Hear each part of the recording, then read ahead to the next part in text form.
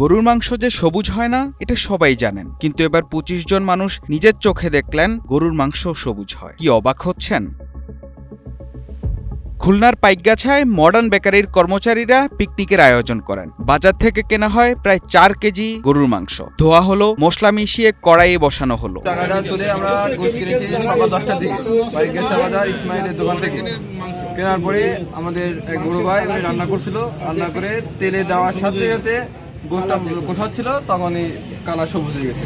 সবাই অধীর অপেক্ষায় কখন ভালো গ্রান বের হবে, কিন্তু ঠিক ২ মিনিট যেতেই দৃশ্যটা পাল্টে যায়। মাংসের রং ধীরে ধীরে হয়ে গেল গাঢ় সবুজ। মুহূর্তে খুন্তি হাতে অবাক হয়ে দাঁড়িয়ে গেলেন রাঁধুনিও। মুখে যেন কোনো কথা নেই। বন্ধ করে দেওয়া হলো চুলা, বন্ধ হয়ে গেল পিকনিকও। যত কষাচ্ছে তত সবুজ হয়ে যাচ্ছে। এখন এই কড়া নিয়ে আমি ওইখানে গেলাম, আমরা সবাই মিলে যেই বললাম যে কাকা এই গোশটা তো নিগেলাম, তা দেখেন দিনে কি সমস্যা।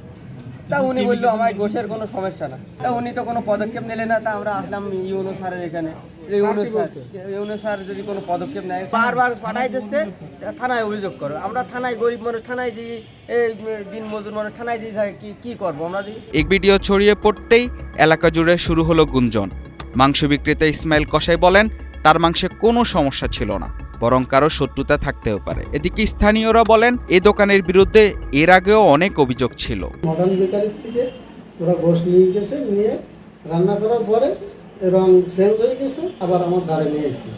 আসলে আমি বললাম যে হয়তো আপনাদের কারখানার কোনো মেডিসিন বা কেমিক্যাল পড়তে পারে, তার জন্য এই কালার হয়েছে। না তো আরও বাজারে যারা গোশ নিয়েছে তারাও তো বলবে, তারাও তো রান্না করতেছে, তারা তো বলতেছে যে না সমস্যা। থানায় অভিযোগ না নেওয়ায় মাংস নিয়ে রাঁধুনি হাজির ইউনোর কার্যালয়। এদিকে পিকনিক হলো না, ভাতও খাওয়া হলো না। শুধু একটা সবুজ রহস্য নিয়ে বাড়ি ফিরলেন ২৫ জন ক্ষুধার্ত শ্রমিক।